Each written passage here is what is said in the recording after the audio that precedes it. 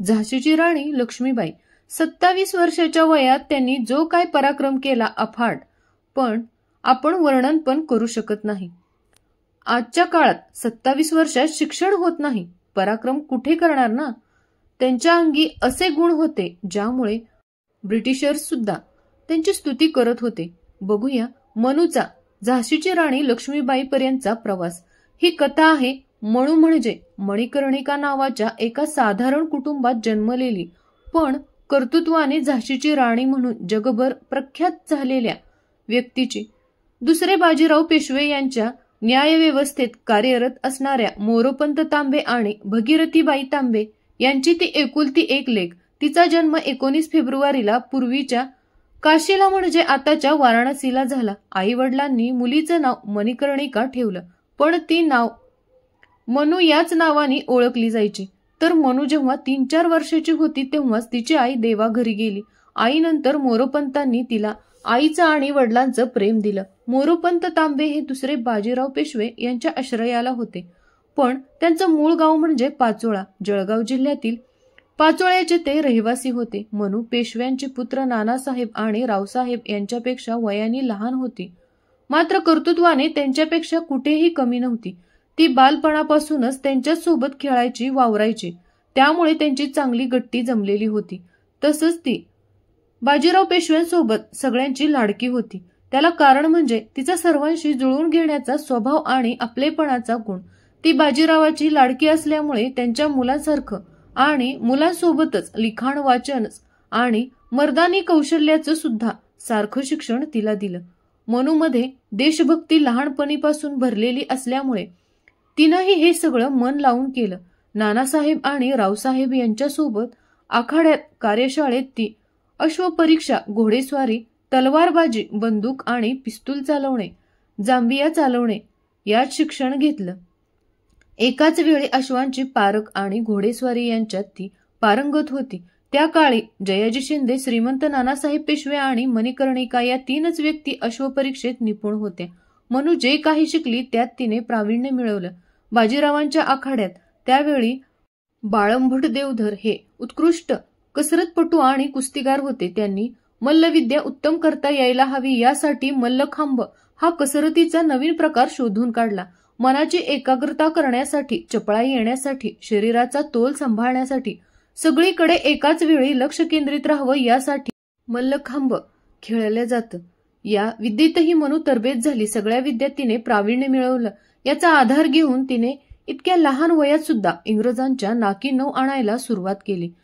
त्या काळी जसं व्हायचं तसंच तिचंही लग्न लवकरच म्हणजे 1842ला झालं. झाशीचे महाराज गंगाधरराव नेवाळकर यांची ती पत्नी झाली. पूर्वी नाव बदलायची प्रथा होती म्हणून मणिकर्णिका हे नाव बदलून लक्ष्मीबाई केलं गेलं. त्यांनी त्यांची पहिली पत्नी देवाघरी गेल्यावर केलेला हा विवाह होता. त्या काळी सगळ्यांची धारणा जशी होती चूल आणि मुली सारखीच, तशीच धारणा गंगाधररावांची होती. त्यांना लक्ष्मीबाईंनी राज्यकारभारात व युद्धाच्या कामात लक्ष घालणं आवडत नव्हतं. त्यांना इतर स्त्रियांसारखं पत्नींनी नटून राहणं, पाकगृह सांभाळणं हेच करावं असं वाटायचं. त्यामुळे लक्ष्मीबाईंची घुसमट व्हायची. म्हणून लक्ष्मीबाईंनी राजकारभारात हस्तक्षेप करणं बंद केलं आणि स्वतःचं कौशल्य कसं वाढवता येईल याकडे लक्ष द्यायचं ठरवलं. त्यासाठी त्या दररोज व्यायाम, कसरत, घोडेस्वारी, तलवारबाजी करायच्या. हे करताना त्यांनी हळूहळू इतर स्त्रियांना त्यांच्या सरावात घेतलं. त्यांना युद्धाचं प्रशिक्षण द्यायला सुरुवात केली. म्हणजे त्यांनी एक स्त्री सेना स्थापन केली. राज्यावर कधीही संकट आलं आणि राज्याची सेना तोंड देऊ शकली नाही तर महिला सेना लढणार नाही अशी त्यांची दूरदृष्टी ठेवून आखलेली योजना होती. त्याची साथ पुढे 1857च्या उठावात मिळालीच. दरम्यान त्यांनी एका मुलाला जन्म दिला, पण 3 महिन्यांनी त्या तान्ह्या बाळाचा म्हणजे आनंदरावाचा मृत्यू झाला. सोबतच गंगाधररावांची तब्येत सुद्धा खालावत होती. त्यांना वाटायचं आपल्याला मुलगा नसला तर साम्राज्य ब्रिटिशांच्या अधिकारात जाईल, पण दुसरीकडे वाटायचं की आपल्या वडिलांचे संबंध ब्रिटिश सरकारसोबत सलोख्याचे होते, त्यामुळे ते राज्य खालसा करणार नाहीत. द्विधा मनस्थितीत असताना त्यांनी त्यांच्या एका नातेवाईकाच्या 3 वर्षाच्या मुलाला दत्तक घ्यायचं ठरवलं.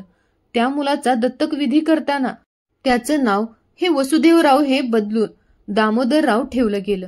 त्यानंतर काही दिवसांनीच सन 1853 मध्ये गंगाधरराव सुद्धा वारले. त्यानंतर त्यांचा दत्तक मुलगा दामोदरराव झाशीच्या गादीवर बसले आणि लक्ष्मीबाई राजकारभार बघत होत्या. ब्रिटिशांसोबत झाशीचे मैत्रीपूर्ण संबंध होते, तरीही राणी त्यांना राज्य खालसा करायला नको म्हणून सतत पत्रव्यवहार करत होत्या. तरीही त्यावेळचे गव्हर्नर लॉर्ड डलहौसी यांनी 13 मार्च 1854 जाहीरनामा काढला की हा दत्तकविधी नामंजूर करण्यात येत असून झाशीचं संस्थान खालसा केलं जाणार आणि राणीला दरवर्षी पेन्शन दिली जाणार.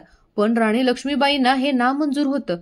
त्यावेळी त्यांनी मेरी झाशी नहीं दूंगी हे स्फूर्तिदायक उद्गार काढलं. तरीही ब्रिटिश सरकारने झाशी खालसा केली आणि राणीला राजमहल सोडून काही काळ किल्ल्यात घालवावं लागणार होतं. त्यांना राणी पदावरून पदच्युत झाल्याचा अपमान सहन करायला लागला. ती वादळा आधीची शांतता होती. काही काळाने 1857 भारतात सगळीकडे उठाव सुरू झाले. 5 जूनला झाशीच्या सैनिकांनी विद्रोह केला. त्यानंतर 22 जूनला झाशीचे अधिकार परत महाराणी लक्ष्मीबाईंना देण्यात आले. त्यांना ब्रिटिश शासन असंही मंजूर नव्हतं. त्यांनी विद्रोही सैनिकांना सैन्यात सामील करून घेतलं. त्याच वेळी बिकट परिस्थितीत त्यांनी राज्य व्यवस्थित चालवलं. दुसरीकडे भुकेल्यांना अन्न, 1,500 लोकांना उबदार कपडे दिले, गोहत्या बंद केली, बिघडलेल्या तोफा दुरुस्त केल्या, तोफाची दारुगोळ्याची निर्मिती सुरू ठेवली. इंग्रजांच्या विरुद्ध लढाईची तयारी सुरू होती.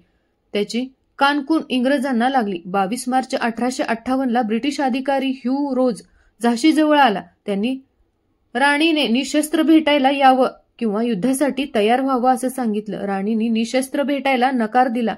युद्ध सुरू झालं. 2-3 दिवस राणीची बाजू अभेद्य होती. 9व्या दिवशी इंग्रजांनी तोफा बंद पाडून किल्ल्याला छिद्र पाडले. 31 मार्चला तात्या टोपेचं सैन्य आलं, पण काही उपयोग नव्हता. त्यामुळे राणी लक्ष्मीबाई स्वतः मैदानात उतरल्या. सैनिकांना कापत त्या पुढे जात होत्या, पण पुढे धोका बघून एका अनुभवी सैनिकांनी त्यांना परत पाठवलं. सायंकाळी त्यांनी फौजी अधिकारी सोबत चर्चा केली. ठरल्यानुसार झाशी सोडली आणि ग्वाल्हेरला गेल्या. त्यावेळी लढाईचा साक्षीदार ह्यू रोजनी म्हटलं, राणी लक्ष्मीबाई सर्वोत्कृष्ट सैनिक आणि सर्वात हिंमतवान व्यक्ती होती. त्यानंतर 17 जून 1857 ब्रिटिश अधिकारी स्मिथ सैन्यासोबत ग्वाल्हेरला येऊन पोहोचला. राणी लक्ष्मीबाई आवेगाने तळपत्या तलवारीचे सपासप वार करत पुढे निघाल्या. त्यांचा तो अवतार बघून गोरे सैनिक घाबरायला लागले. सैन्य मागे हटणारच होते. तितक्यात बाजूच्या टेकडीवरून नवीन सैन्य आलं. राणी परिस्थिती ओळखून मागे वळल्या. त्यांच्यासोबत काही स्वार होते. त्यावेळी त्यांचा नेहमीचा घोडा त्यांच्यासोबत नव्हता. तो एका ओढ्याजवळ अडला. मागून आलेल्या ब्रिटिश सैनिकांनी वार करायला सुरुवात केली. त्यांच्या डाव्या कुशीतही तलवार घुसली. त्यांना रणांगणातच वीरमरण आलं. त्या एखाद्या धनुष्यासारख्या होत्या. सगळ्यांच्या नसानसात स्वातंत्र्याचा रंग भरला आणि छोटंसं पण प्रेरणादायी जीवन जगल्या. त्या एखाद्या विजेसारख्या चमकल्या. कडकडाट केला आणि नाहीशा झाल्या. अवघ्या 27 वर्षाच्या वयात अफाट पराक्रम केला अशा झाशीची राणी लक्ष्मीबाईंना शतशः नमन. इतर माहिती: ब्रिटिशांनी त्यांना हिंदुस्थानची जॉन ऑफ आर्क असं म्हटलं. ग्वाल्हेरला त्यांच्या समाधीस्थळ 1962 त्यांचा अश्वारूढ पुतळा उभारण्यात आला. तो पुतळा बघून भारा तांबे लिहितात, रे हिंदू बांधवा थांब या स्थळी, 2 अश्रू गाळी ती पराक्रमाची ज्योत मावळे. इथे झाशीवाली. पुढे नेताजी सुभाषचंद्र बोस यांनी स्वातंत्र्यासाठी महिला सेना स्थापित केली. त्याला झाशीची राणी लक्ष्मीबाई प्रति आदर्श दर्शवतो. त्याचं नाव राणी लक्ष्मीबाई ठेवण्यात आलं होतं.